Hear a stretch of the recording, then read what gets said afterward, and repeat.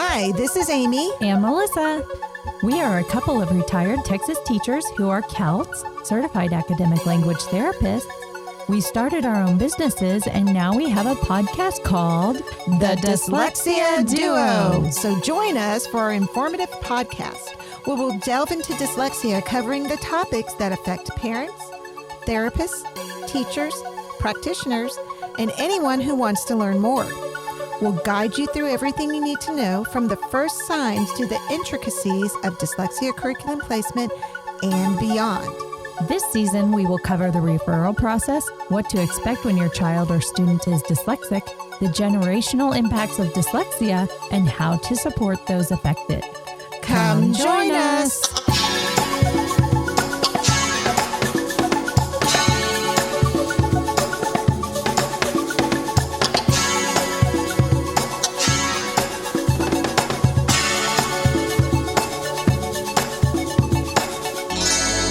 Let's resume our conversation with the insights of Dr. Joyce Pickering and Amy Kushner. So let's kind of backtrack a little bit. We did talk a little bit about phonological awareness. We did talk about alphabet, but what is the importance for especially our early learners, our very young learners? Why is alphabet and phonological awareness so important? And should they be learned in tandem or separately? Yeah, so there's something called first principles, and you'll hear that across different domains of occupation, something called a first principle. And to me, this is the first principles of reading. If you don't have phonological awareness that bridges or builds into alphabet knowledge, you're not going to have reading. And what looks like a miracle for the neurotypical child to just get has to have that direct instruction piece for the child who's at risk. So I would add to, there is a subcortical level of phonological awareness and alphabetical principle, which is that visual discrimination of letters. And it goes to what Joyce has talked about, which is preparation for the auditory channel to discriminate and the visual channel to discriminate. And those sub-layers come from early childhood activities of localization of human speech sound. If I had you close your eyes and I made sounds, could you localize my sound? They do that as part of the APGAR test and some of those early APGARs at birth, but just to test hearing, but it's kind of the same thing. Next up is, can you, if I make a sound, can you mimic the sound I make? Especially whenever it gets into tone. Because if you cannot mimic in that, think about it, this is called echolalia. This is around about, I would say 9 months of age is echolalia. And at 3, if you have difficulty echoing or matching my precise tone, you are not ready for phonological awareness, which is to take a glob and divide it into phonemes and know that that one glob has individual phonemes, because you're going to have to perceive tone and softness and pitch and volume and quality. So we do a lot of activities where we just sit down with the child and we'll say, watch my mouth, my turn first, then your turn. Ah, and see if they can mimic it back. Buh, buh, buh. See if they can mimic it back. They're watching, but when I did those 3 sounds of the B sound, there's a temporal discrimination that they must pick up on too, which is the space and the pause between the sounds. How in the world could I ask you how many sounds are in the word cat and ask you to count it out? Because that has a temporal quality to it, that you perceived a break between each of us. I know I'm blowing your mind, right? We do. I see Amy's eyes are like, oh my gosh, oh my gosh. So these are some of those, when I say we observe, we're doing some of these sub layers to even say, are you ready for, I say a word, pad out the sounds in the word I say. They may not even perceive the pauses whenever I say a sentence, that there's one pause when one word starts and one word ends. If you can't go, buh, buh, buh, which was an elongated pause. And now can you give it back with that elongated pause? And when we do these activities with children, it becomes, like I said, the portal of observation is like their brains opening up and I can see what's going on inside. And that's when I know, okay, we need to do some work. And the Montessori curriculum actually sets itself up beautifully because there's an activity called sound cylinders that are 6 cylinders that grade from loud to soft, and you're just matching them first to make the precise match, and then you can put them in order of loud to soft. And then my favorite is the tone bells, seeing if you can match precise tones between 2 bells that you hear. Wow. I know, because this is training the ear to discriminate human speech sounds, and we're not ready for reading if we're struggling with that. And then on the visual discrimination side, I could go on and on and on, but there's those same activities that are going to that sub-layer of visual discrimination. We know that one of the first signs that you can see in visual discrimination of a child who is at risk for a learning difference is they have difficulty remembering the names of colors, attaching a shade to a language piece. And if you think about all A says ah is attaching a form to a unit of language. And if you're struggling with this is green and this is blue and attaching a shade to a language module, you're going to have difficulty with that. So I hope that now people are screaming early intervention and let's start talking about it. All of those activities that Amy was just talking about are in that sensorial curriculum, which is preparing them for the skills that they need, that their brain needs to develop in order to move to academics and be able to handle the total abstraction. For example, why do we call an A an A? Think of a small cursive A. Why do we call it an A or a printed A, an A? It's arbitrary. It's just, we say it is. And why does it make that sound? Because we say it does. So we're on a high level of neurological abstraction. We've got to, for younger children, bring it down to a very concrete level. And so even before we do the sandpaper letters, we do some auditory processing activities like the Alconen activities, where you say a word, let's say there's a picture next to the word and it's cat, and then you have some stones or some kind of marker, and you bring down 1 stone for every sound that you hear, so that this child who's hearing, as Amy said, a word as a glob of sound. And if I say to them, how many sounds are in the word cat? They'll say 1 word. So some children who have developed the maturity of auditory processing to be able to hear the word as a sound and each discrete sound in the word. The children who are not able to do that are then going to need some of these Alconen activities where you visually and motorically move those stones down for each sound in the word. And so you're teaching the brain to be able to do that. I really am impressed with this knowledge. That's something I've never heard before, as far as that initial auditory connection that you were talking about, Amy and Joyce. I'm thrilled to hear this. I feel almost kind of like a bad therapist because I've never heard about that before. But now I know that, and I'm going to start incorporating that. But it makes me think about one of my students, and that's going to lead me to my next question. One of my students is just slow to make progress. I've tried many different things with him. I've tried doing, of course, the initial route with individual letter sounds. He has difficulty with blending, period. I've tried all the different phonemes in isolation because he has a hard time remembering them when it does come time to blend them with 5-letter words, 6-letter words. I've tried doing where I isolate just the blends, the BLs, the CRs, all the different blends.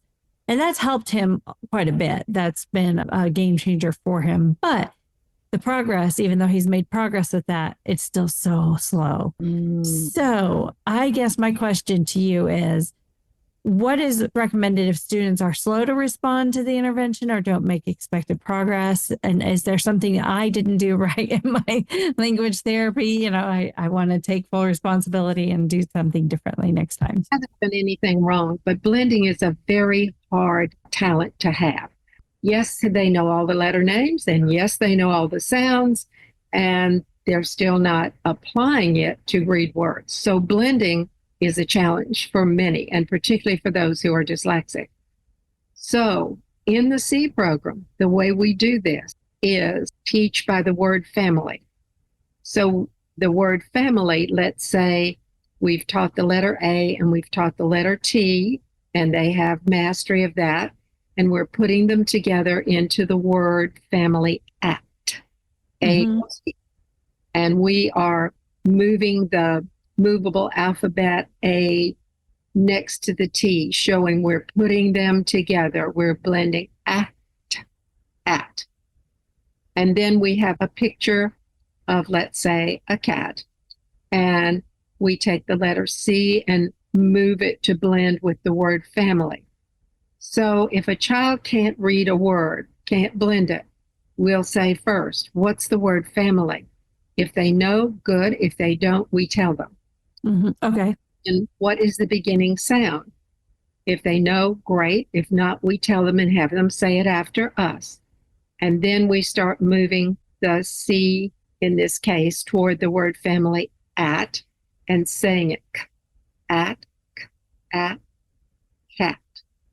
And so we're blending the beginning sound with the word family, 2 units instead of 3 or more. And when you get to 3 or more units, it's exponentially more difficult. So if you've got a consonant digraph, we've got the word chat. The beginning sound is ch. The word family is at. We're going to blend 2 units together instead of trying to say all of those different sounds.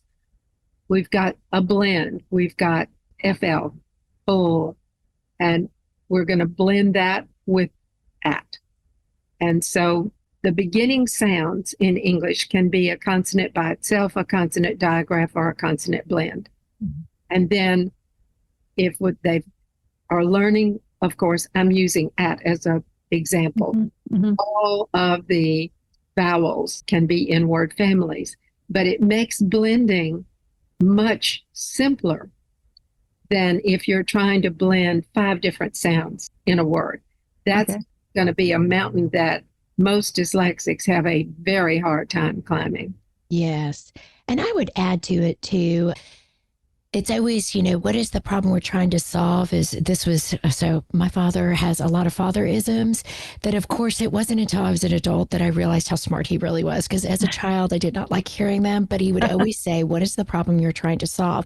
And it was your way of basically putting the problem in like an observation bubble and removing yourself from it. And one of the first things when a child's not making progress, I ask myself this, are the 2 portals that are required for learning wide open?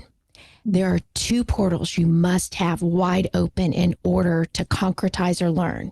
The first one is regulated attention. I must be paying attention to what I need to in order to meet the criteria on the backside. And then the other portal is language. Do I have adequate language to understand what you're asking me to do? And if either, or in some cases, both of those portals are really tiny, that means a lot is getting left on the outside and not going through and being processed. So that's going to be the first thing I look for. Is it potentially an attention weakness, which can show up as a working memory score on the WISC is lower? And are there any receptive or expressive language difficulties? So once I can clear those and see, is this what we're looking at? I then look at the program itself. So one of the beauties of IMSLIC, let's talk about the beauty of IMSLIC, okay? And I don't know if you know this, but Dr. Joyce Pickering was kind of like one of the creators of the program, a team, which is the International Multisensory Structured Language Education Council. But why are there so many reading programs accredited? Because shouldn't there just be one? Well, the reason why is they all have standards, right? Principles of instruction, principles of content, but they're all getting to what I'd like to say, their destination through different ways. And maybe, just maybe, cross training at some point in your future could offer a unique way to catch that child who's just slow in one method, and you tack on something from another method. For example, I'm trained in the C program, sequential English education, and the association method. Well, the association method is written and designed for children whose oral language is so weak, it can mirror that of a hearing impaired child. Oh, wow. So weak, but they're not hearing impaired. They are just in the bottom 10 percentile of language processing. And they're dyslexic too, and they're smart too. So talk about a tough road for these kids. Now, there'll be times I'm instructing in the C program and I'll say, okay, I think the language portal's a little bit more closed than what I thought it was. So I'll bring over a memory technique from the association method. So some of this is, I love what Joyce was suggesting about chunking information instead of doing it in too many pieces. The other part, go back to first principles. What is the problem we're trying to solve? See if there's a weakness in that area. Because if there's a weakness in attention and language, it's not the program and it's not your instruction. And then also cross training. I love that IMSLIC offers us so many programs that are getting to the same destination, but it's all based on how does this child process information? Let's be as prescriptive as possible. And maybe this program isn't just right, but borrowing from this one can make it even better. Right. I love that. And that makes complete sense. And I can see, I've never heard of it as the learning portal before, but I definitely see what you're talking about with my students. When I think about them thinking in that light, I can see where some of them don't have the problem with regulated attention and they don't have any language disability and outside of their dyslexia, and they are quick to learn the information and are successful with reading one day. So thank you for that clarification. So I really appreciate it. I personally have been cross-trained, in a few curricula. And I do, because we know our kids exist on a continuum. This is a great curriculum for them, but I really like how maybe decoding is done here, or spelling is done here, or phonological awareness is done here. And I think that's how that child is best going to respond. So I love cross-training. I think it's important to not just master one curricula, but be exposed to multiple curricula. So I want to talk a little bit about ADHD. We know that these are our people. Yes, they are. We know. And it's the life I walk here at home too. Two of my three kids and they're adult children now. So they're adults with ADHD, but two of my three are ADHD. But I can remember actually my baby, who is now 22, when she was 6, 7, she actually went to the Shelton School at night to do this study with Southwest. Do you remember all that? Yes, the CART study, CARTE. That's exactly. I was racking my brain trying to remember it. And I would go to those sessions and she had to pay attention to what her body should be doing and all of that. And it was just so great. And I did see a change. She was probably also the oldest child, I think, in the room. But I did see a change. But she loved going to Shelton. Oh my gosh. She would look at the sculpture. She would go to class. She'd interact with all those other kids. And then she got McDonald's afterwards. So it was a whole package deal for her, right? But how does Shelton School help those with dyslexia and ADHD and other learning differences? And what are some key differences that you believe are crucial to your kids' success? So I think that so many things that we do at Shelton contribute to the success. The major programs that I will mention really quickly is the Montessori program, if they're there that early, and it goes from early childhood through 4th grade, that is setting up all of their young skills to be able to handle the kind of abstraction that the academics require.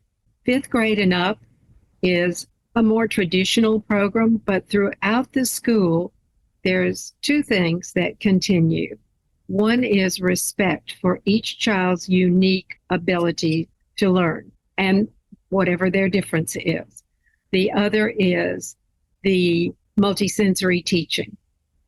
Any way that we can involve the motor system simultaneously with the visual and auditory input is going to help them at any level, including middle school and high school.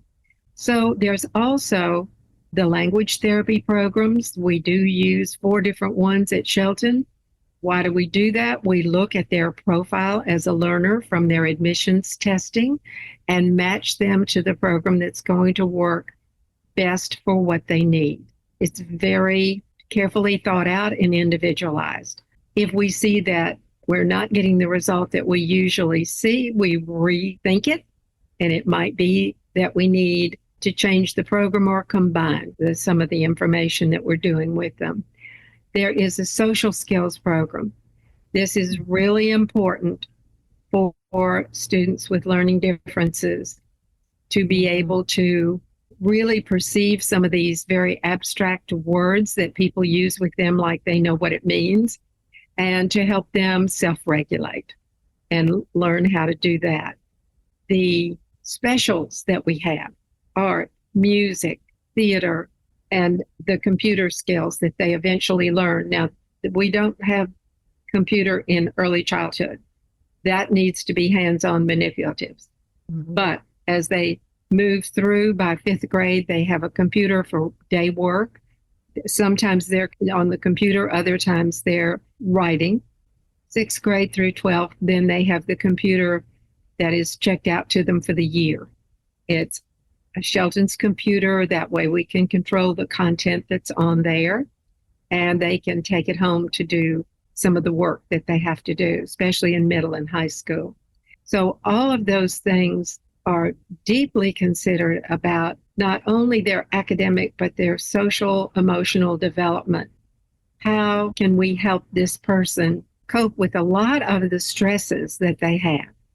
Many of the children come to us, if they come later, even sometimes by 1st or 2nd grade, they've gotten really stressed that they can't do what other kids can do. Mm-hmm. But certainly if they don't come to us till 3rd, 5th, middle school, even beginning of high school, and they never even knew why they were having so much trouble, you've got anxiety and sometimes depression. And so you've got to help them. What helps change a lot of their stress level is at Shelton, you go at your own rate. You're always in a small group for learning, and you are not in competition with anybody. You're learning at your own rate. So a lot of that stress falls away, and usually some of the anxiety also does. And many parents have told me the one thing that my child definitely got at Shelton is confidence in themselves. They now think they can do anything. I said, that's good to hear. Do you guys do an assessment on them when they come in? Do they get placed kind of where they are level wise? Yeah, we have an admissions test. It is mainly to get their profile as a learner. Where are the strengths? Where are the weaknesses? Mm-hmm. We ask the minute the parent calls and wants to proceed with enrollment, please send us any and all testing you have. Some children have a lot, but we want to see everything they've got, speech, language, and whatever. Our admissions battery is a certain group of tests that we will use some or all of in the progress testing they have every year. Mm-hmm. So we need to see not what somebody else gave them, but what we need to see for their profile and also for progress. It sounds like a very good approach. I think that a lot of parents are asking about different schools that might be available to help their learner. And I've seen it a lot on the Facebook groups that parents are reaching out for something that's not public anymore. They want something more personalized and individualized. So I know that they're going to appreciate that information too. So thank you. Yes. We'll be right back after a word from our sponsors. Hi, this is Melissa with Kids First Dyslexia Services. I am excited to share with you my private practice. Kids First Dyslexia Services is a private practice that specializes in dyslexia therapy. Each one-on-one session focuses on instruction specific to your child's needs in a nurturing environment that develops self-esteem, builds confidence, and fosters a sense of accomplishment, resulting in happier kids with higher levels of achievement. We provide a professional, personalized experience, always putting the child first. We value the relationships with both our students and parents because strengthening skills and overcoming hurdles to achieve desired goals and success is a team effort. For more information, please visit www.kidsfirstdyslexia.com. That is www.kidsfirstdyslexia.com. Hi, this is Amy Rodenroth, and as part of the Dyslexia Duo podcast team and owner of Discovery Dyslexia Services, I want to talk to you about my business. Our COUT-trained team offers expert virtual or in-person therapy located in Prosper, Texas, using proven dyslexia curricula like Take Flight, Build, MTA, Alphabetic Phonics, and Reading by Design. We also provide crucial independent evaluations and advocacy services. Don't wait. Empower your child today. Visit www.discovereed.com to learn more. That again is www.dyscoveread.com. Discovereed, covering all your dyslexia needs. Let's return to the show. So my next question, I have been wondering this for quite a while. We've been talking to several different people on this show, of course. There's been a lot of talk about how spelling and writing instruction are kind of being taught hand in hand and how important that is. That's really just becoming more relevant in the talks lately.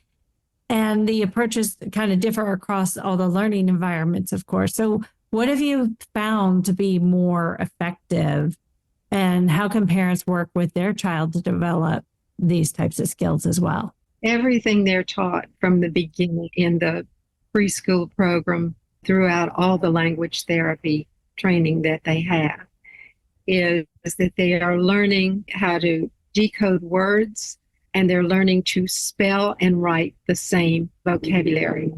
And it's by pattern from simple to complex. So it's a structural linguistic approach.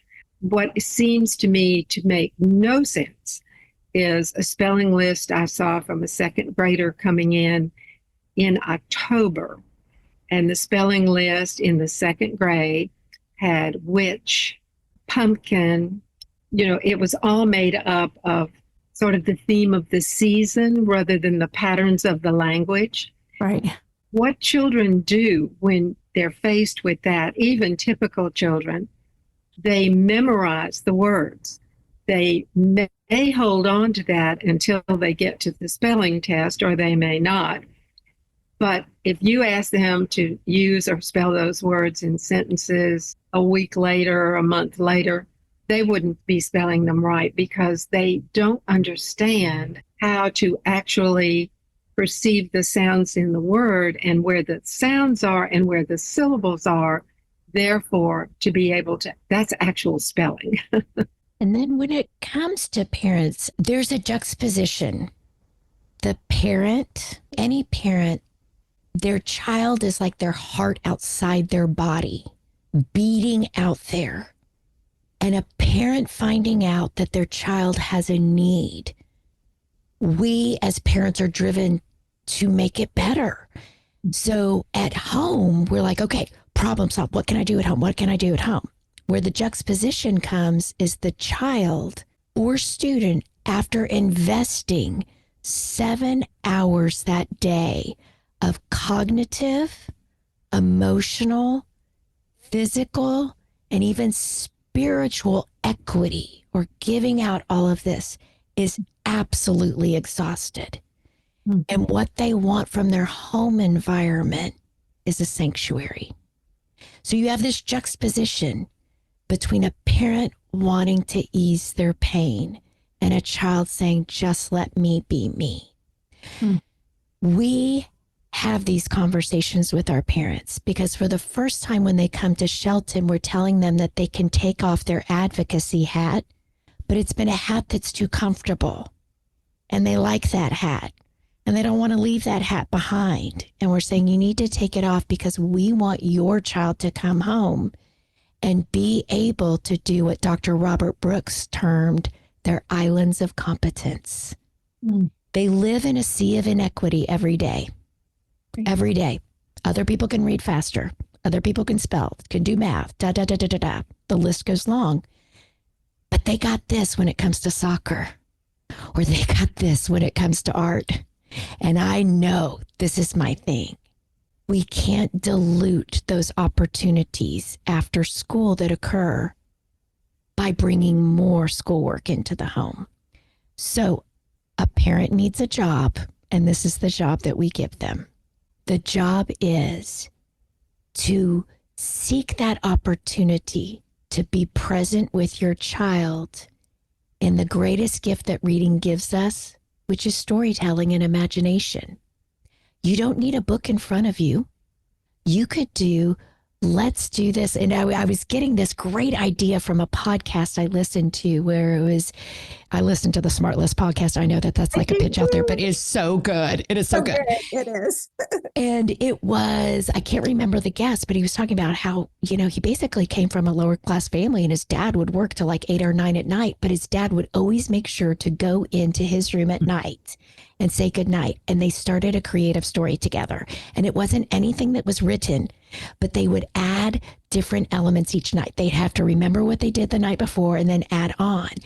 And he said that's what led him into acting. His dad created an imagination for him. So think about some of those things that you can engage in. It is touching that reading and language element, which is so valuable because we want them to know all this hard work that you're doing in the mechanical aspects of reading has this backside, which is called the story that lies here that's so much fun and so imaginative and so creative. My dad... The language. Yes, the language. So my dad, we'd always ask him, because once my family got the video camera, it's the big one that rested on your shoulder. Do you remember it? And it had a microphone like that. Once he got that, my siblings and I wanted to make commercials. So we would create our own product and my dad on the weekend would film us, right? That's storytelling.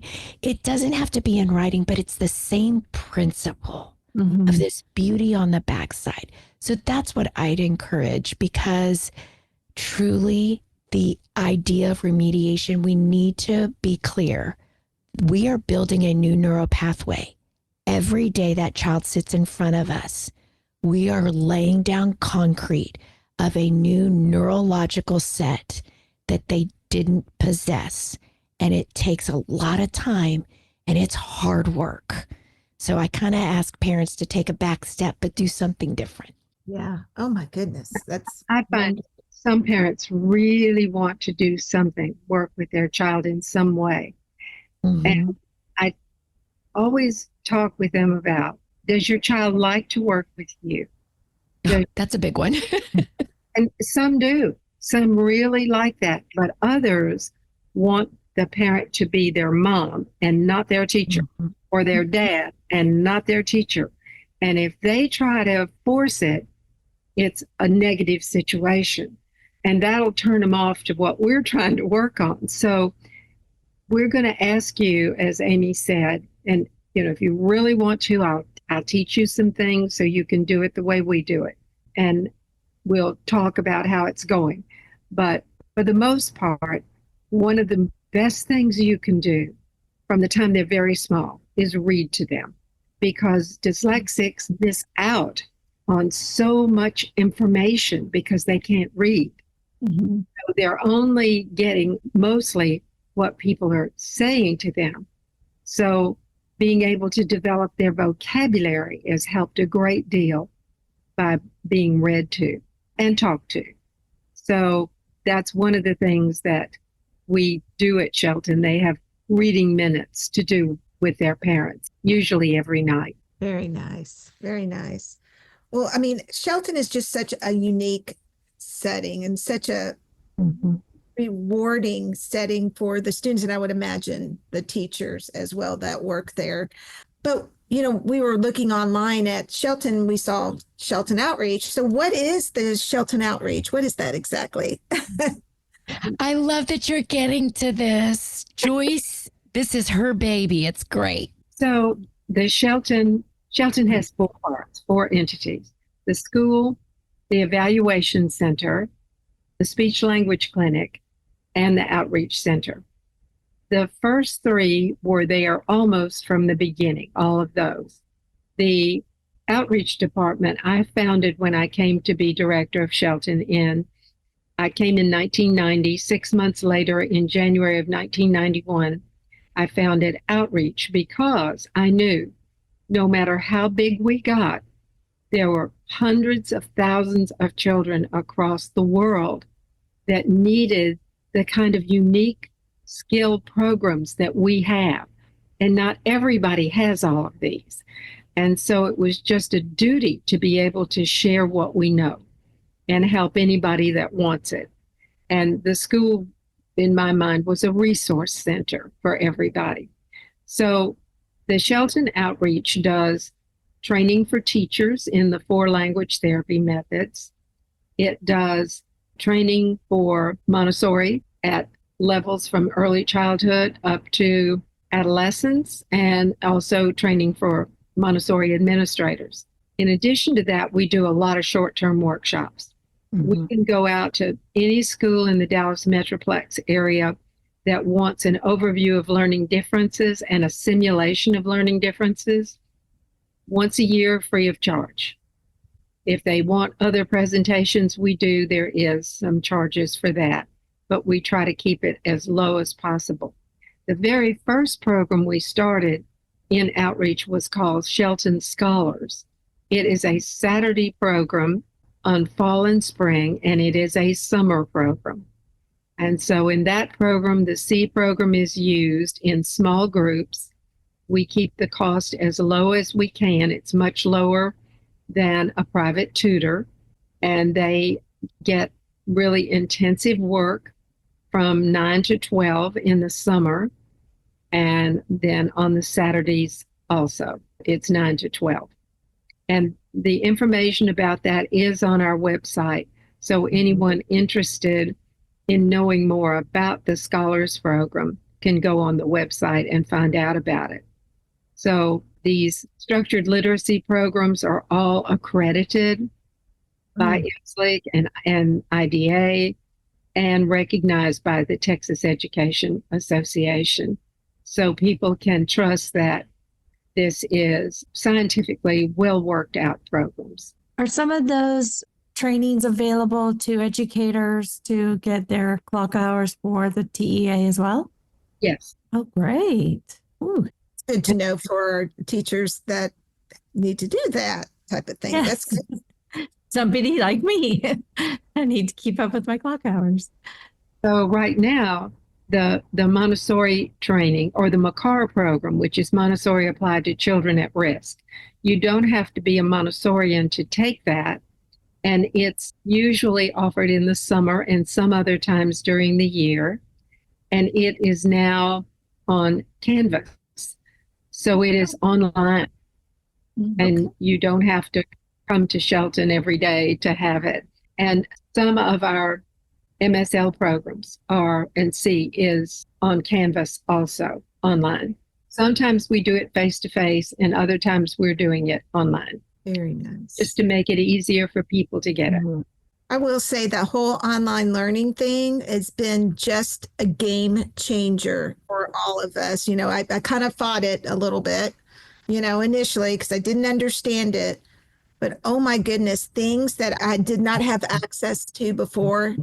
Now everybody, not just me, everybody has access to. It's a game changer for sure.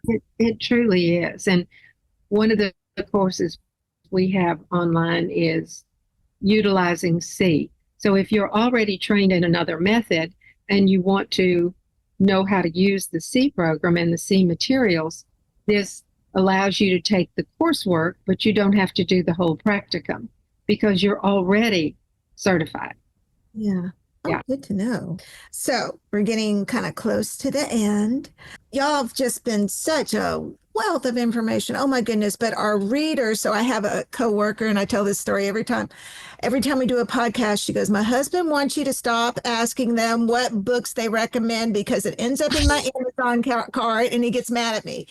And so I was like, well, tell him to keep his eyes off of your Amazon cart. But it's just must be sassy.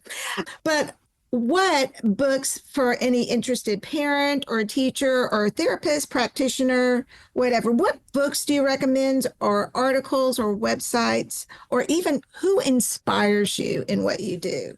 It's a loaded question, I know. Yes. So one of my favorite books, because it's written in such layman's terms, but yet has the statistical analysis aspect that speaks to my mind, is by Dr. Eric Treatise, former president of IDA, and it's called From ABC to ADHD, a handbook for parents. I love it because it talks about, we've already mentioned in this time together about the comorbidity, the high comorbidity rate of ADHD and dyslexia. So for him to write this book, really speaking to that, defining what it is, talking about the strength based of both disorders and then what you're going to do about it. I also talked about other comorbidities. It's excellent. I would say anything by Dr. Edward Hollowell. He's the leading expert in ADHD. He and John Rady have written many a book together. So those are my two top favorite authors. Joyce, what about you? Well, in addition to those two, Dr. Sally Shaywitz in Overcoming Dyslexia, and she's just done a new version of that. Dr. Tom Brown and Dr. Russell Barkley have written a wonderful amount of information about ADHD. Articles, Dr. Nadine Gabb. She is just amazing. She's been doing scans of the brains of infants and toddlers for 15 years. And her scans show the difference in what she calls the arc, that's from the temporal and auditory lobes to the frontal lobe where everything's organized, is developing differently in children with learning differences. And you can tell by that early. Of course, everybody's not going to have a 3-month-old screened, but she's adding to our knowledge about the fact that this is neurological and usually hereditary. So that's a great one. And the websites that I particularly would refer people to are the IDA website, International Dyslexia Association, and CHAD for ADHD. I like for websites, the upside of ADHD. It doesn't have a lot of information necessarily to surf, but what I do love is it helps with identification. Whenever you're working with either young children, middle-aged children, or high school children, no matter the age, we always seek to identify ourselves or what we feel so alone about in others. And so this website does a beautiful job of having that identification piece. And then understood.org. Anything I need to know about learning differences is on understood.org. Their articles are what I like to call digestible and consumable. They're short. They're to the point. They have some great videos called Through Your Child's Eyes, which for each subtype of a learning difference, dyslexia, dysgraphia, ADHD, oral language disorder, executive functioning disorder, they take each one and then break it down amongst the ages between elementary, middle, high school, college, and have someone talking about what it feels like to be that, to have dyslexia, or what their ADHD is like. Once again, a great self-identifier. So those are two great websites. That's wonderful.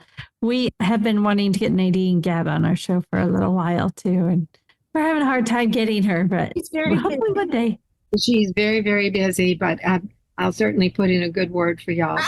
Well, thank you. Thank you. It's amazing what she's doing. I've heard that she's even researching in utero if she can tell the difference in the way the brain is developing in utero. That's super exciting to me. Crazy. I love all of that. So That's wonderful. Thank you for sharing all of those. And then that leads me to my magic question, which we still need a sound effect for, like Fingers or the sound effect right now. But my magic question, this is going to be for both of you to answer. But if you had one wish you could grant to our students, what would it be and why? I loved this question. I loved it. So my wish is for the "you are not alone" theory to be felt. C.S. Lewis has a great quote, and I love to work this in. He said, "Friendship is born at the moment when one person says to the other, 'What? You too? I thought I was the only one.'" Bottom line, if you look at our hierarchy of needs, we need to be connected. We have this need for others in our lives. But for this population, it also feels like a disorder of aloneness. So I would love for them to know you are not alone. Friendship is developed when you look at the other person and say, "Wait, you too? I thought it was just me." And isn't that amazing for them to have that realization and that just boost of confidence that Right. they're not doing this alone? I love that. Thank you. And I think when they come to our setting and they walk into a small group dyslexia therapy, they look around, they go, "What are you here for?" And I'm like, "We're all going to be doing the same thing." They're like, "What?" Yep. When I hear that quote, it makes me think of two high school girls I saw talking to each other at Shelton.